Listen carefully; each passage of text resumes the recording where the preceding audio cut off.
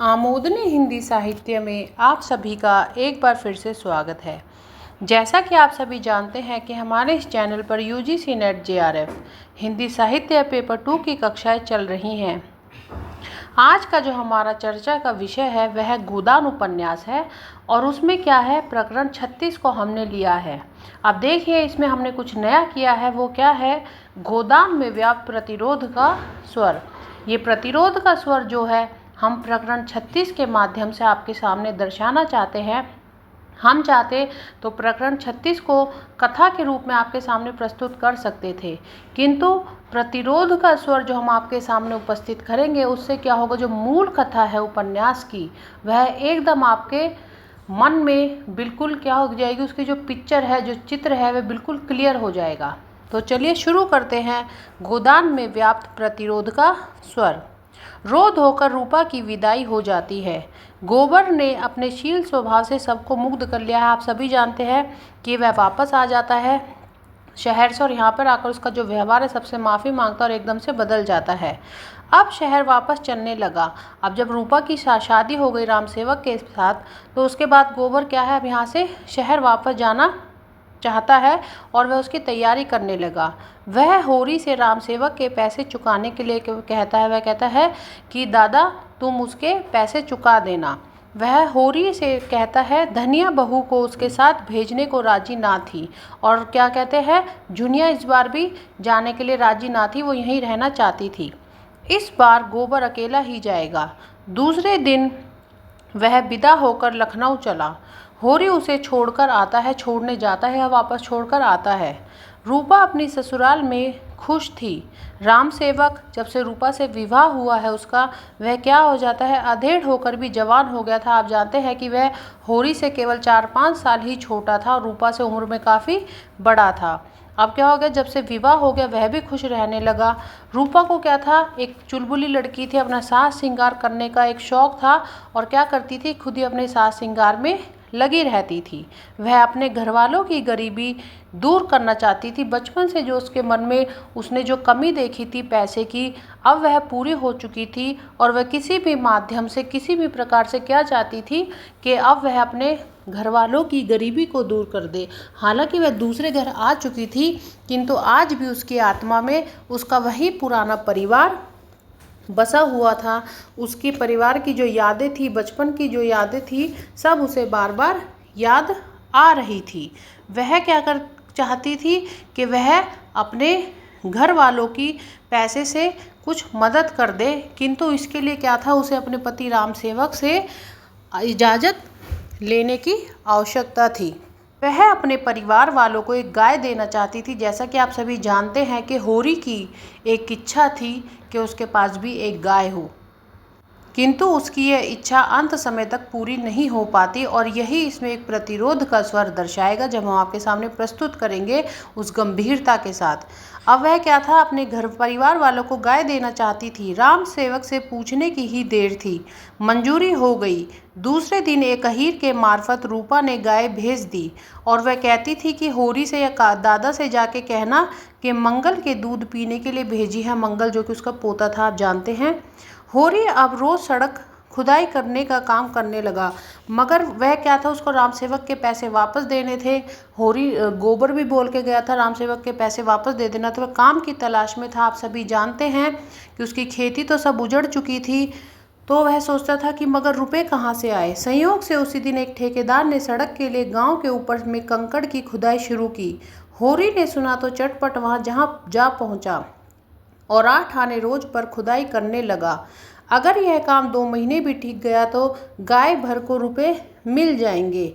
दिन भर लू और धूप में काम करने के बाद वह घर आता तो बिल्कुल मरा हुआ, अवसाद का नाम नहीं।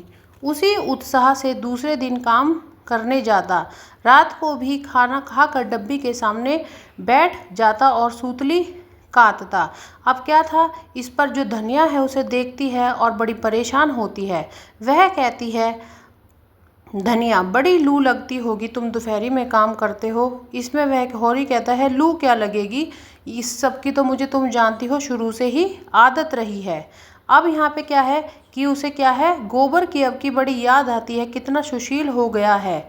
चलती बेर पैरों पर गिर पड़ा। होरी कहता है, मंगल वहाँ से आया तो कितना तैयार था, वहाँ रोटी मिल जाए वही बहुत है। यहाँ जब वो गांव में आता है, आप जानते हैं उनके क्या हालात थे, तो होरी कहता है यहाँ तो उसे रोटी ही मिल जाए मंगल को वही बहुत है।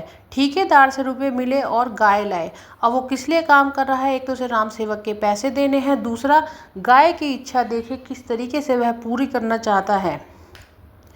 वह मंगल गाय तो कभी भी आ गई होती, लेकिन तुम जब कहना मानो अपनी खेती तो संभाल न संभलती थी। पुनिया का भार भी अपने सर ले लिया। अभी धनिया यहाँ पे क्या है, होरी को फिर से वही तंज कसने लग जाती है। होरी और धनिया अब बात करते हैं हीरा के बारे में कि हीरा शायद कहीं संसार से चला ही गया। तभी होरी कहता है नहीं नहीं वो वापस आएगा, और ऐसे बातचीत वार्तालाप करते करते दोनों सो जाते हैं। होरी जैसे ही सुबह उठता है तो देखता है हीरा सामने खड़ा था। होरी, रोते क्यों हो भैया? हीरा कातर स्वर में बोला, कहाँ बताऊं दादा, बस यही समझ लो कि तुम्हारे दर्शन बदे थे, बच गया। हत्या सिर पर सवार थी, ऐसा लगता था कि वह गऊ मेरे सामने खड़ी है। हरदम सोते जागते कभी आंखों में ओझल न होती। मैं पागल हो गया और 5 साल पागल खाने में रहा। आज वहाँ से निकले 6 महीने हुए, मांगता खाता फिरता रहा। यहाँ आने की हिम्मत न पड़ती थी। संसार को कौन मुंह दिखाऊंगा, आखिर जी ना माना, कलेजा मजबूत करके चला आया। तुमने बाल बच्चों को, अब वो अपनी स्टोरी बताता है होरी कि वो कहाँ था और किस प्रकार परेशानी उसने झेली। अब यहाँ पे क्या हुआ, दोनों भाई क्या था आपस में बातचीत करने लग जाते हैं। अब क्या होता है, हीरा तुम बहुत ही दुबले हो गए हो दादा। हीरा कहता है कि दादा, हुक्का पीते पीते होरी से कि तुम बहुत दुबले हो गए हो। होरी ने हंसकर, क्या तो क्या यह मेरे मोटे होने के दिन है? मोटे वह होते हैं जिन्हें ना ऋण का सोच है ना इज्जत का। इस जमाने में मोटा होना बेहयाई है।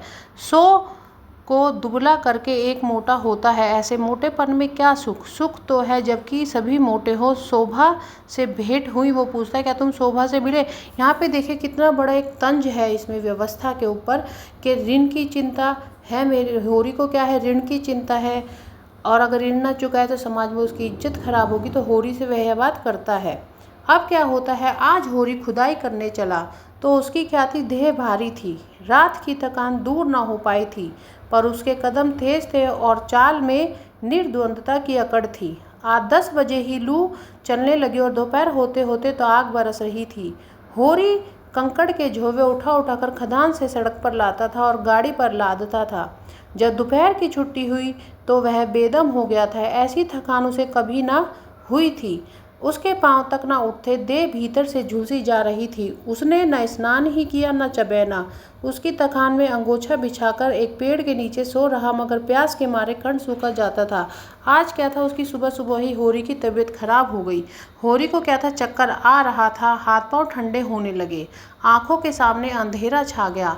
अंधेरा छाते ही सबसे पहले उसे किसकी शक्ल नजर आई, गोबर की नजर आई, और उसके बाद एक गाय का चित्र उसके सामने आ गया। देखिए कितनी मार्मिक कहानी है कि मरते समय भी एक किसान के सामने वो गाय का चित्र आ गया जिसे वह चाहता था। फिर एक गाय का चित्र सामने आया, बिल्कुल कामधेनु सी। उसने उसका दूध दुहा और मंगल को पिला रहा था। गाय एकदम देवी बन गई, और ये सोचते सोचते क्या हो गया, होरी की आंखें बंद हो गई।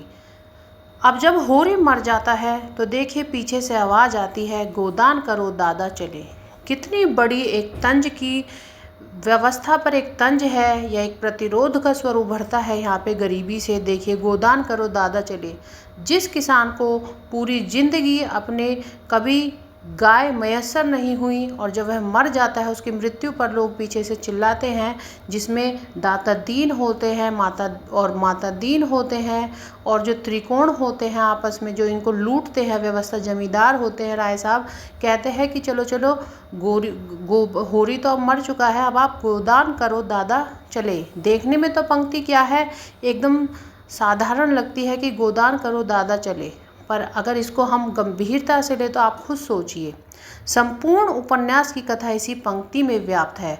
हमने आपसे कहा था कि 36 प्रकरण को हम इसलिए नहीं पढ़ा रहे एक साथ, क्योंकि जो पूरा उपन्यास है उसकी जो कथा है वह यहीं व्याप्त है। एक पंक्ति में ही प्रतिरोध का स्वर मुखरित होता है, और प्रतिरोध किसके प्रति है, जमींदारी प्रथा के विरुद्ध। प्रतिरोध क्या होता है, जब हम शोषण के विरुद्ध लड़ने की एक चेतना हमारे अंदर आ जाती है, उसे प्रतिरोध का स्वर कहा जाता है और वह प्रतिरोध का स्वर केवल ऐसे ही नहीं आता। प्रतिरोध के स्वर के लिए आवश्यक होती है एक हिंसा और दूसरी अहिंसा। पूरे उपन्यास में कहीं भी हिंसा का नाम तो होरी पर है ही नहीं, अहिंसा भी वह नहीं करता। अहिंसा के माध्यम से ही चुपचाप सब दुख सब कुछ सहे जा रहा था। अब प्रतिरोध का स्वर कहाँ मुखरित होता है, देखिए जमींदारी प्रथा के विरुद्ध किस प्रकार राय साहब उसे परेशान करते हैं, शगुन के रुपए मांगते हैं, बेचारा कुछ नहीं दे पाता, कैसे कैसे इकट्ठा करके 5 रुपए लाता है और शगुन के रुपए देता है। सामंतवाद के विरुद्ध, सामंतवाद आप समझते हैं कि किस प्रकार सामंतवादी प्रथा ने किसानों को लूटा, किस प्रकार किसानों पर अत्याचार किए गए, किस प्रकार उनका शोषण किया गया। जमींदार इस उपन्यास में प्रतिरोध किसके प्रति है, देखिए जमींदार किसके विरुद्ध है, तो देखिए जमींदार, साहूकार और धर्माचार्यों के खिलाफ, जो त्रिकोण होते हैं इनके खिलाफ प्रतिरोध का स्वर मुखरित होता है। धर्म पत्नी के विरुद्ध पूर्ण उपन्यास में, पूर्ण कथा में कहीं भी एक समय ऐसा नहीं आता जब वह होरी की तरफदारी लेती हो। बेचारा पूरे दिन कमाता है, हर संघर्ष से जूझता है, फिर भी खुश रहने की कोशिश करता है, किंतु धनिया अपने ही एक उसमें खोई रहती है, जग अपने स्वप्न में कि कब उसके अच्छे दिन आएंगे।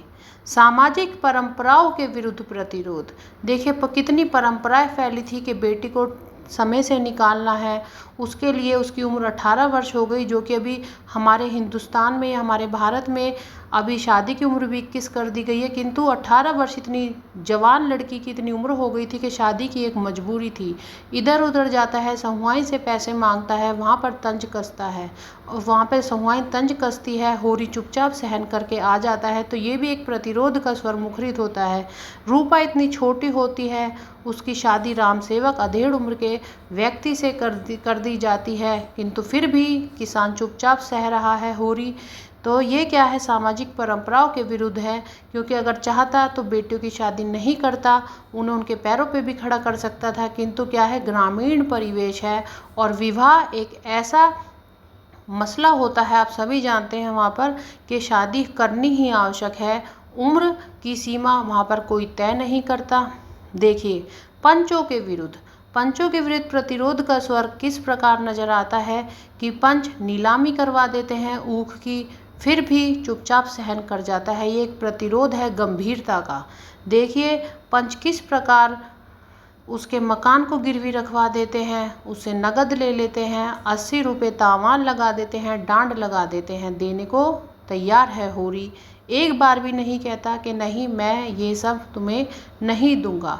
इसमें क्या है, एक अहिंसात्मक, एक बिना लड़ाई झगड़े के ही एक शासन व्यवस्था का प्रतिरोध करना कि हाँ ठीक है मैं चुका दूंगा। जब उससे सब आके कहते हैं तुम्हें ऐसा नहीं करना, तो वह हमेशा सिर्फ एक ही जवाब देता है कि क्या करे, देना तो है ही, पंच परमेश्वर होते हैं। जब धनिया लड़ती है तो देखिए प्रतिरोध किस रूप में आता है कि पंच परमेश्वर होते हैं, हमें उनकी बात माननी चाहिए। स्वयं के शोषण के विरुद्ध एक प्रतिरोध नजर आता है। परिवार के विरुद्ध गोबर लड़ता है, उसे सुनाता है, फिर भी एक पिता होने के नाते बेटे को असमझ या ना समझते हुए भी चुपचाप सब सहन करता है। गोबर घर छोड़कर चला जाता है, बेटी की शादी की, बहन की शादी के लिए मना कर देता है, उसमें भी क्या कहता है, कोई बात नहीं धनिया मैं उसके पास जाता हूँ। धनिया कहती है तुम नहीं जाओगे, उसने मुझसे बहुत अपशब्द बोले। फिर भी एक प्रतिरोध का स्वर क्या मुखरित होता है, वात्सल्य के रूप में कि कोई बात नहीं मेरा बेटा है, मैं उसके पास जाऊंगा। गोबर जब वापस आता है प्रायश्चित कर लेता है, पूछता है पिताजी कि क्या खर्च करना है, आप मुझे बताइए मैं सबका हिसाब कर दूंगा। नहीं तो होरी क्या कहता है, नहीं गोबर तू इतना कमाता ही कहाँ है, मैंने अपनी ज़िंदगी में किया ही क्या है, मैं अपने आप धीरे धीरे करके चुका दूंगा। अब तो रूपा की शादी भी हो गई है, कौन सा किसी का कर्जा लेना देना है, तीनों बालकों से मैं फ्री हो मतलब मुक्त हो गया हूँ अपनी जिम्मेदारियों से, अब धीरे धीरे मैं कर्जा करके कर्जा पटा दूंगा। देखिए किस प्रकार एक शासन व्यवस्था एक किसान को इतना मजबूर कर देती है कि वह बेचारा चुप रहता है। संपूर्ण कथा में गाय की इच्छा रखने वाले होरी की यह इच्छा अंतिम समय तक पूरी न होती। किस प्रकार समय समय पर जमींदारी प्रथा का शिकार वह बना, पत्नी द्वारा सदैव किए गए व्यंगों को सहता गया, पुत्र द्वारा अपमान को सह गया, भाई द्वारा दिए धोखे को सह गया। जब मृत्यु हुई तो प्रथा अनुसार गोदान करना था। देखिए, सबसे बड़ा प्रतिरोध का स्वर तो यहीं आता है कि गोदान। जो उपन्यास में एक गाय की इच्छा रखने वाला किसान है, जीते जी गाय मिलती नहीं कि मृत्यु पर एक प्रथा है कि गोदान करना पड़ेगा तभी मोक्ष प्राप्त होगा। सबसे बड़ा प्रतिरोध तो यही रहता है कि किस प्रकार एक व्यवस्था उसे एक गाय खरीदने के लिए उसे शोषण करती है, गाय खरीदने के लिए उसे ऐसा मजबूर करती है कि उसके स्वयं के भाई के द्वारा वह गाय मार दी जाती है। पंक्ति क्या है? गोदान करो दादा चले। और ये पंक्ति भी किसकी है? उस हीरा की ही है जो गाय को जहर देकर मार देता है। पुत्र द्वारा अपमान को सह जाता है, भाई द्वारा दिए धोखे को सह गया। जब मृत्यु हुई तो प्रथानुसार गोदान करना था। कई आवाजें सुनाई पड़ी, गोदान करो, किंतु होरी के जीते जी किसी ने यह ना सोचा था। देखिए, उपन्यास को या किसी भी कथा को या कहानी या नाटक को पढ़ने के कई आयाम होते हैं। अगर एक आयाम से पढ़ेंगे कि हाँ केवल किसान के मतलब शोषण पर आधारित है उपन्यास, तो मज़ा नहीं आएगा। धीरे धीरे आपको क्या है कि कथा के कई डायमेंशंस होते हैं, आयाम होते हैं, उस अनुसार हमें कथा पढ़ते हैं तो उसमें हमें क्या है रुचि आने लग जाती है। निराला जो है हमारे हिंदी साहित्य के, आप सभी जानते हैं, उनकी एक किताब है प्रतिरोध का स्वर, उसमें से हम आपको गोदान के बारे में कुछ बताने जा रहे हैं। सुनिए। गोदान में शोषण संबंधी अनेक समस्याओं को उठाया गया है। पहली समस्या किसानों के शोषण की है, जिसकी जड़ें सामंतवाद प्रथा में है। देखिए, सामंतवादी प्रथा औपनिवेशिक काल में किस प्रकार हमारे जो किसान भाई थे उनका शोषण किया गया। आप सभी जानते हैं, किसान आंदोलन, वहाबी आंदोलन, कितने आंदोलन ऐसे चले जो सिर्फ इसी के लिए थे। मार्क्सवाद को आप अच्छी तरीके से जानते हैं, जिन्होंने पूंजीवाद वर्ग के प्रति संघर्ष किया, के विरुद्ध संघर्ष किया कि पूंजीवाद को हमें हटाना ही चाहिए। पूंजीवाद क्या है? एक अफीम की तरह होती है, और धर्म भी क्या है? एक अफीम की तरह होता है जो एक बार फैल जाए तो हटने का नाम नहीं लेता। उसी प्रकार जो सामंतवाद था, औपनिवेशिक शासन में जो पूंजीवाद आया, उसने भी हटने का नाम नहीं लिया।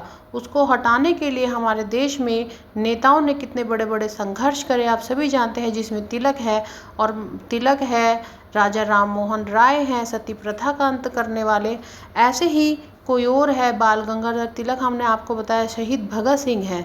किंतु जो अर्थव्यवस्था थी उस पर सबसे ज़्यादा जो किसानों के लिए किया वो थे महात्मा गांधी। उन महात्मा गांधी से ही प्रेरित होकर जो है प्रेमचंद ने उपन्यास लिखे उनके आदर्शों पर चलकर, इसलिए उनको आदर्श उन्मुख उपन्यासकार भी कहा जाता है, आदर्श उन्मुख यथार्थवादी उपन्यासकार भी कहा जाता है। ये हमने आपको पहले वीडियो बनाई थी, तब उसमें भी बताया था। देखिए, बोर्ड पर हर चीज़ लिखना संभव नहीं होता, कुछ चीज़ों का आप सुनकर भी याद कर सकते हैं। हम आपके सामने इसलिए बोलकर बता रहे हैं ताकि ऑडिबल होगा आपको, तो सुनने में समझने में आसानी होगी और आप लंबे समय तक याद रख पाएंगे। पूरे उपन्यास की कथा को अगर बोर्ड पे हम लिखें, आपके सामने प्रस्तुत करें, तो ये असंभव है, आप सभी समझ सकते हैं। किंतु जो उपन्यास है उसमें व्याप्त जो स्वर है, चाहे वो प्रतिरोध का स्वर है, चाहे वह सांस्कृतिक का स्वर है, चाहे वो सामाजिकता का है, हम आपको सब उसी अनुसार बता रहे हैं कि आपको इसमें रुचि आ जाए। देखिए, अब चलिए आगे पढ़ते हैं। गोदान में शोषण संबंधी अनेक समस्याओं को उठाया गया। पहली समस्या किसान के शोषण की है, और जिसकी जड़ें सामंतवादी प्रथा में है, परंतु जो पूंजीवादी समाज और भी भयानक होकर विकट हो गई है। इस प्रकार समस्या का विश्लेषण करते हुए स्पष्ट कर दिया गया है कि जमींदार, साहूकार, धर्माचार्य का त्रिकोण शोषण करता है। इस सब के शोषण का ढंग ही बहुत ही क्रूर और वह अमानुषिक है। समस्या का दूसरा पक्ष खन्ना के मिल के प्रसंग में मजदूर और पूंजीपति के संघर्ष के रूप में चित्रित किया गया है। इस प्रकार क्या हुआ कि आपने देखा किस प्रकार मिल मालिक होते हैं जो वो भी शोषण करते हैं किसानों का। पुराने जो मजदूर होते हैं उन्हें हटाना चाहते हैं, नए मजदूरों को कम दाम पर लेना चाहते हैं, किंतु वे यह भी जानते हैं कि जो पुराने मजदूर हैं वह मंजे हुए हैं और क्या है कि वह अच्छे से मिल का काम कर सकते हैं, भली भांति समझते हैं। जो नए मजदूर हैं वे कहाँ से आए हैं? वह गाँवों से आए हैं। मिल में उनका क्या होगा, दम घुटेगा और वो किसी प्रकार का काम नहीं कर पाएंगे। यहाँ पे तो देखिए मिल मालिक भी किस प्रकार शोषण करते हैं मजदूरों का, सिर्फ किस लिए? पैसे के लिए। जमींदार किसान संघर्ष और मिल मजदूर मालिक संघर्ष वास्तव में एक वर्ग संघर्ष के दो पक्ष है। गोदान का होरी उन किसानों का प्रतिनिधि है जिनकी जमीन उनके हाथ से निकलती जाती है और वे मजदूर बनने के लिए विवश किए जाते हैं। देखिए किस प्रकार जमीन छीन ली जाती है किसानों की और वो क्या है, विवश हो जाते हैं। किस लिए? मिलों में काम करने के लिए, जो फैक्ट्रीज होती हैं उनमें काम करने के लिए वो मजबूर हो जाते हैं। उसकी इच्छाएं बहुत साधारण सी है, एक गाय लेकर खेती करते हुए जीवन बिताना चाहता है, परंतु महाजन और पुरोहित की यह साध अभी पूरे नहीं होने देते। उसका खुद का कमाया हुआ भी अब शोषक ले लेते हैं, जो माँ बाप दादों से मिला था, लेकिन महाजनों के पंजों से उसकी रक्षा वह उन्हीं का हो जाता है। 3 बीघा जमीन की रक्षा के लिए वह जान लड़ा देता है, लेकिन महाजनों के पंजों से उसकी रक्षा नहीं कर पाता। आप देखते हैं कि किस प्रकार वह महाजन मिलकर उसकी ज़मीन को हड़प लेते हैं, सिर्फ किस लिए कि गोबर ने झुनिया से बिना शादी किए, एक विधवा होती है वो, और उसे पेट से कर देता है और अपने घर में ले आता है। धनिया उसे रख लेती है। सिर्फ इसी परंपरा के विरुद्ध वो क्या होता है कि ऐसे नहीं रख सकते, गांव में और लोग भी बिगड़ जाएंगे, तो वो क्या करते हैं, उसकी ज़मीन को ले लेते हैं, उस पर डांट लगा देते हैं 80 रुपये का। किंतु जब राय साहब को पता चलता है तो वो क्या करते हैं कि इस डांट को वो लड़ते हैं कि तुमने मेरे ना होते हुए, मेरी अनुपस्थिति में किस कारण उस पर डांट लगाया है और तुमने क्यों उस असामी को लूट लिया।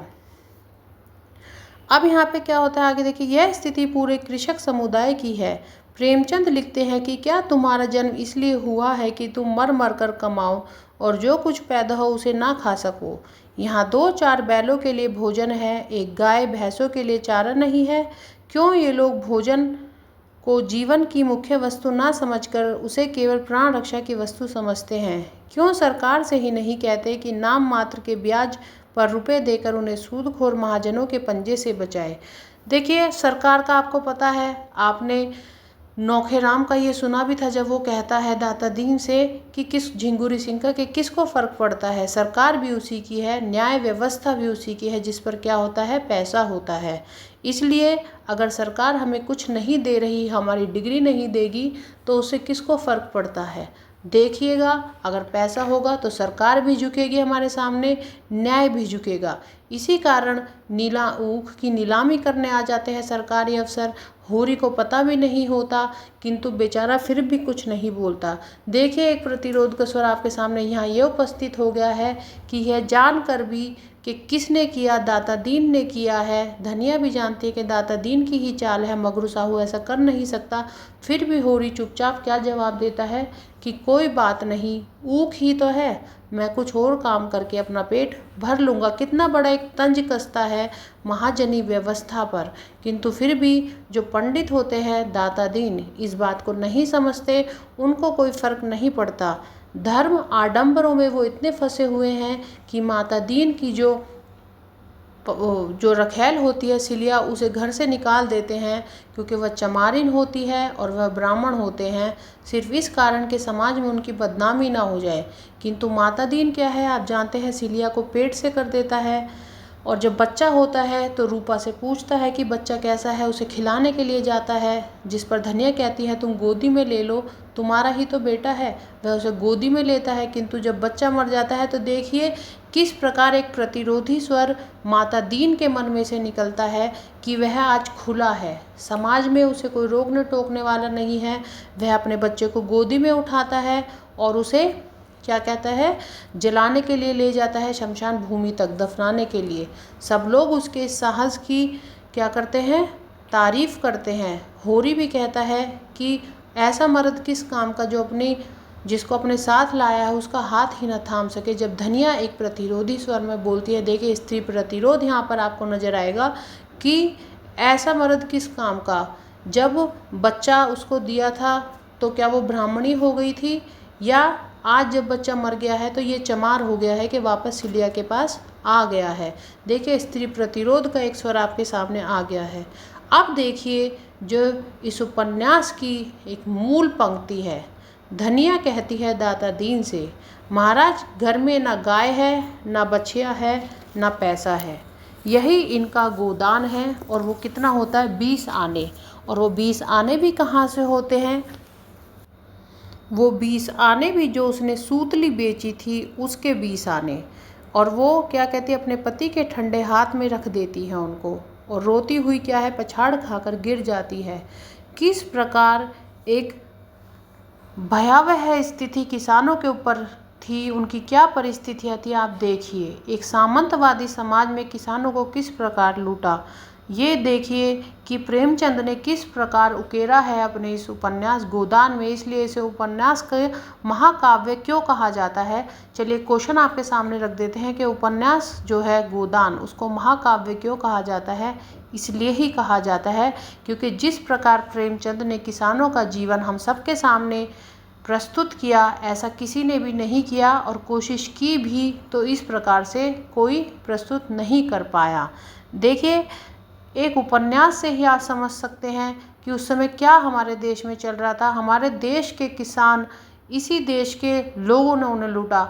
औपनिवेशिक शासन के जो ब्रिटिश थे उन्होंने हमें क्या लूटा? जो हमारे देश के महाजनों ने, धर्माचार्यों ने और पंडितों ने और जमींदारों ने हमें लूटा, हमारे देश के किसानों को लूटा। उनके द्वारा बोया जा रहा अनाज था जो उनका ही पेट नहीं भरता था। बड़ी बड़ी सेनाओं के पेट भरने में, बाहर विदेशों में व्यापार करने के लिए उनका पेट भरने में हमारे किसान सक्षम थे, किंतु अपना पेट भरने ही में वो सक्षम ना रहे। देखिए, कई आवाज़ें आई, हाँ गोदान करा दो, अब यही समय है, एक गोदान करा दो क्योंकि होरी मर चुका है। अब यहाँ पे सबको तालियां बजानी चाहिए कि हाँ मर गया है तो चलो गोदान करा दो। अगर उसके जीते जी ये कहा होता तो कि चलो ठीक है, हम एक गो होरी को दे देते हैं, उसकी इच्छा है, हम उसको शोषण नहीं करते हैं, हम उसकी ऊख नहीं नीलाम करते हैं, ना हम उसकी 2-3 बीघा ज़मीन लेते हैं, ना उसे बदनाम करते हैं, तो कब का गाय ले लेता। धनिया ने उसकी ओर तिरस्कार की आंखों से देखा, किसकी ओर? हीरा की ओर। अब वह दिल को और कितना कठोर करे। अपने पति के प्रति उसका जो कर्म है, क्या वह उसको बताना पड़ेगा? जो जीवन का संगी साथी था, उसके नाम को रोना ही क्या उसका धर्म है? कितना यहाँ पे देखिए, एक लाइन हम और आपको बताते हैं कि गांव में खबर हवा की तरह फैल गई, सारा गांव जमा हो गया। होरी खाट पर पड़ा, शायद कुछ देखता था, सब कुछ समझता था, पर जबान बंद हो गई। हाँ, उसकी आंखों से बहते हुए आंसू बतला रहे थे कि मोह का बंधन तोड़ना कितना कठिन हो रहा था। जो कुछ अपने से नहीं बन पड़ा, उसी के दुख का नाम तो मोह है। पाले हुए कर्तव्य और निपटाए हुए कामों का क्या मोह? मोह तो उन अनाथों को छोड़ जाने में है जिनके साथ अपना कर्तव्य ना निभा सके, उन अधूरे मंसूबों में है जिन्हें हम ना पूरा कर सके। होरी की चेतना लौटी, मृत्यु समीप आ गई थी। आग दहकने वाली थी, धुआं शांत हो गया था। धनिया को दीन आंखों से देखा, दोनों कानों से आंखों की 2 बूंदें ढुलक पड़ी। क्षीण स्वर में बोला, कहा सुना, माफ करना धनिया, अब जाता हूँ। गाय की लालसा मन में ही रह गई। अब तो यहाँ के रुपए क्रियाक्रम में जाएंगे। रो मत धनिया, अब कब तक जिलाएगी? सब दुर्दशा तो हो गई, अब मरने दे। देखिए कितना मार्मिक दृश्य है। आपको पढ़ाते पढ़ाते हम भी इतना परेशान हो गए हैं इस उपन्यास को। देखिए कितना एक मार्मिक दृश्य है, किस प्रकार एक किसान अपनी ज़िंदगी से, अपनी दुर्दशाओं से परेशान हो जाता है, और अंत में क्या सुनने को मिलता है? गोदान करो दादा चले। आज के लिए इतना ही। मैं आशा करती हूँ मेरे द्वारा प्रस्तुत यह गोदान उपन्यास की कथा, जिसमें प्रतिरोध का सर्वव्याप्त है, आप सभी को समझ में आई होगी। प्लीज़ अगर आपको समझ में आ रहा है तो सपोर्ट करिए, मेरे चैनल को लाइक करिए, सब्सक्राइब करिए, आगे बढ़ने में मदद करिए, कंसिस्टेंसी बनाए रखिए। आपका जो प्यार वीडियोस में मुझे मिल रहा है उसके लिए आपका सहृदय धन्यवाद। आपका दिन शुभ हो। Have a good day and please don't forget to like and subscribe.